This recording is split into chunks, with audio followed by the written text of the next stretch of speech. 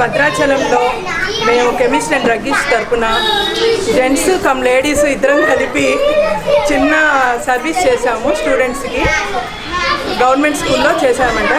మన గ్యాస్ గోడం పక్కన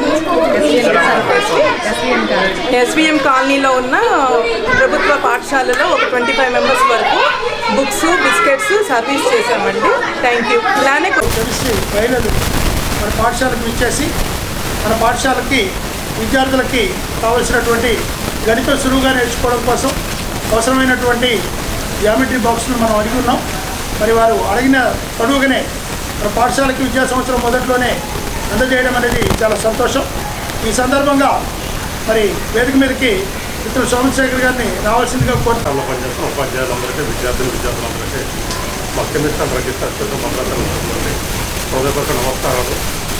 అలాగే గత కొద్ది సంవత్సరాల నుంచి కూడా ప్రభుత్వ పాఠశాలలకి ప్రతి సంవత్సరం కూడా వాళ్ళకి కావాల్సినటువంటి నోట్ బుక్స్ కానీ జామెట్రీ బాక్స్ ఇతర విద్యా సహకారమే ఆడుగుట్టలు కావాల్సిన క్యారమ్ బోర్డులు కానీ వాలీబాల్ లాంటివి షటిల్ బ్యాట్లు లాంటివి కూడా గత 2 దశాబ్దాల కలిసి భద్రాచలం పట్టణంలో చాలా ప్రభుత్వ పాఠశాలలో కూడా కెమిస్ట్ అండ్ డ్రగ్గిస్ట్ తరఫు నుంచి డిస్ట్రిబ్యూట్ చేయడం జరిగింది. అందులో భాగంగానే గత 2 సంవత్సరాలు కూడా మా కెమిస్ట్ మహిళలో వాళ్ళ సిటీ పార్టీ నుండి సేకరించిన నగదు నుండి కూడా కొంత అమౌంట్ను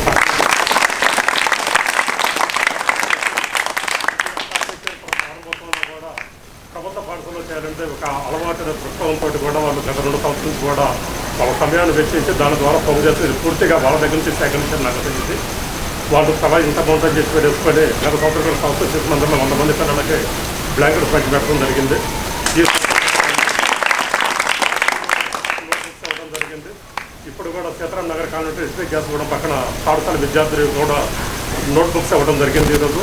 అలాగే ఇప్పుడు 2-3 స్కూల్స్ కూడా వాళ్ళ తరపు నుంచి సేకరించిన నగదు నుంచి కూడా ఇటువంటి కార్యక్రమాలకి వెచ్చించడం అనేది నా తరపు నుంచి వాళ్ళకు కూడా హృదయపూర్వక అభినందనలు తెలియజేస్తూ భవిష్యత్తులో కెమిస్ట్ అండ్ డ్రగ్గిస్ట్ సెక్షన్లో ఇప్పుడు దాకా ఎటువంటి సహాయక సహకారం ఇచ్చిందో కూడా ప్రతి సంవత్సరం కూడా ప్రభుత్వ పాఠశాలలో కూడా అటువంటి దృష్టితోటే వాళ్ళ యొక్క సమయాన్ని కూడా వెచ్చించి ఇటువంటి కార్యక్రమం నిర్వహిస్తారని చెప్పిన వాళ్ళందరి తరపున కూడా ఆశాభావం వ్యక్తం చేస్తూ గతంలో కూడా స్కూల్లో కూడా లయన్స్ క్లబ్ భద్రాచలం తరపు నుంచి ఒక మెడికల్ క్యాంప్ ఏర్పాటు చేయడం జరిగింది ఈ ప్లేస్లో.